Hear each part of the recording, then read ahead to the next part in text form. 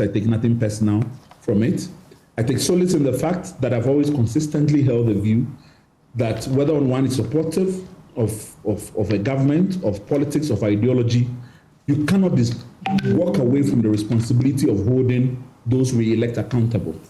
And if he believes that during Nkrumah's time I will do the same, then I think it's a credit to me, and it is something that is the same view I hold of myself. So that's, I think, will be my only comments on that.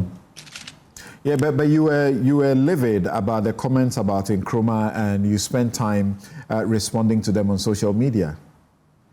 Yes, I mean, particularly in terms of, one party state, CPP flag, and so on. Yeah. So first of all, I mean, we, Democracy Hub and others, have brought a suit on this Nkrumah matter before the Supreme Court, where what we sought to show the court, that based on the court's own jurisprudence in 31st December, that if the Fourth Republic's commitment is that state financing would not be used to support individuals who overthrow a constitution, then we have to then review the General Kotoka decree to see whether or not it is doing the same thing.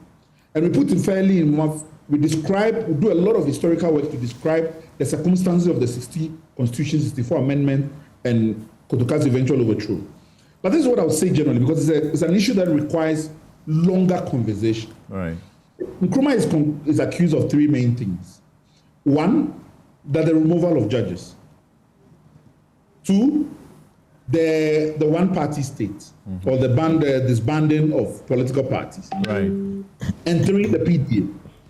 All of this have become so decontextualized that there's not enough sufficient discussion that is nuanced. And my hope is that these conversations allow us to be able to review them more holistically. Because a lot of things that were said, for instance, and I talked publicly about the idea that Nkrumah had made himself president for life is not supported by any of the historical records so far. But I agree, and I've never been supportive of the idea of the one-party state.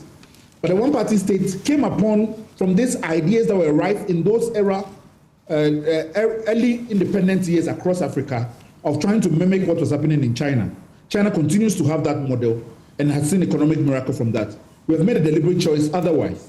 If we had succeeded, perhaps we've been comparing ourselves to what Lee Kuan Yew and others did. We didn't succeed. And those who overthrew that project have the right to be able to gloat over its failure, and that's fair. But it is important that when we are talking about what is true, that we distinguish fact from fiction. My position has been, one, it never happened that in 64 an amendment was made that made Nkrumah president for life. It wasn't true. Quite the contrary. When the 1960 Constitution was created, it gave the president the power to dissolve parliament in the nature of the Westminster model. But the comments at the time that were written in articles was that Parliament did not have the power over the president to remove the president. So the 64 Amendment actually cures that by making Parliament able to impeach the president. We have understood, listening to lectures and so on and so forth, that Nkrumah became so powerful, he could do any and everything except change the sex of a person. That's in fact not true, in fact.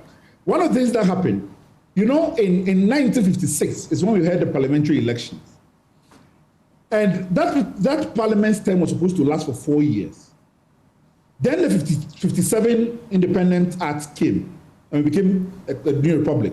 All right. It then considered those who had been elected in parliament as persons who had been re-elected by the Constitution and give them a 5-year term.